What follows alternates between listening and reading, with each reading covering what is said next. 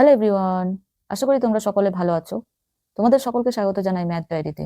অঙ্ক দেখো, বলেছে 7 জন পুরুষ ও 8 জন বালক যে কর্ম 2 দিনে সম্পন্ন করে, 4 জন পুরুষ ও 12 জন বালক সেই কর্মের 29/56 অংশ একদিনে সম্পন্ন করে।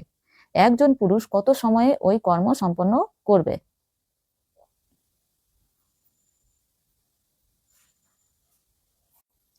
তাহলে ধরি একজন পুরুষ প্রতিদিন m পরিমাণ কাজ করে এবং একজন বালক প্রতিদিন b পরিমাণ কাজ করে।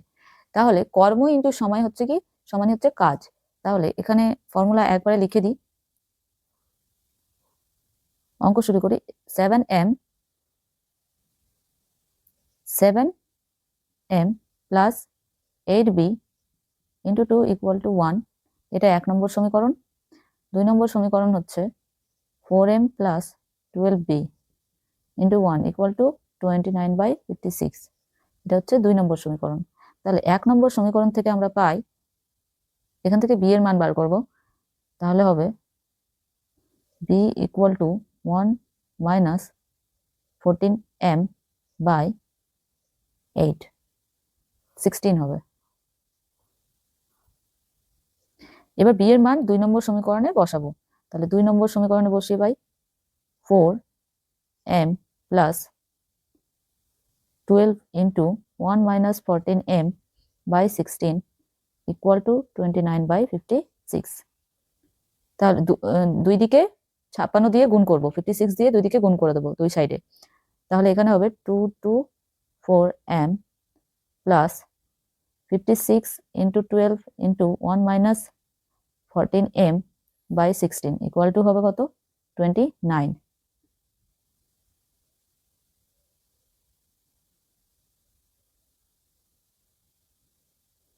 তাহলে এখানে হবে 224m plus 42 into 1 minus 14m equal to 29। এরপর 224m plus 42 minus 588m equal to 29, বা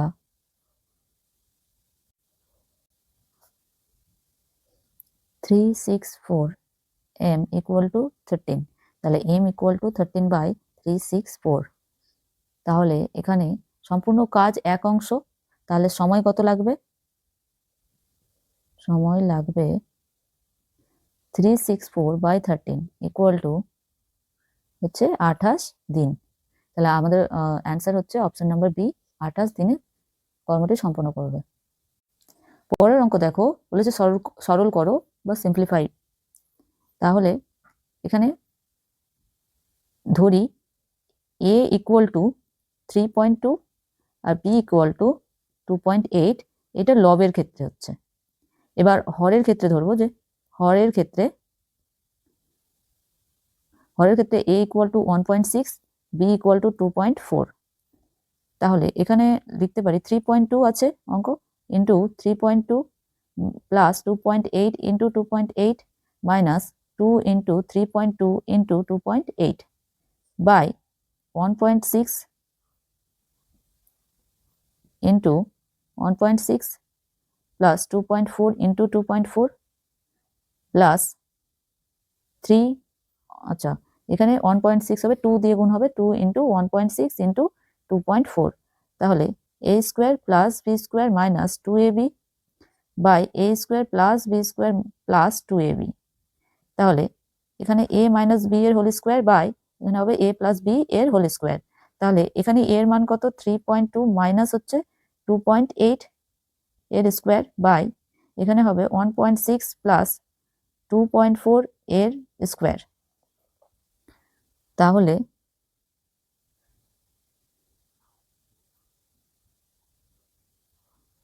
আচ্ছা ইকুয়াল টু পরের লাইন কি হবে?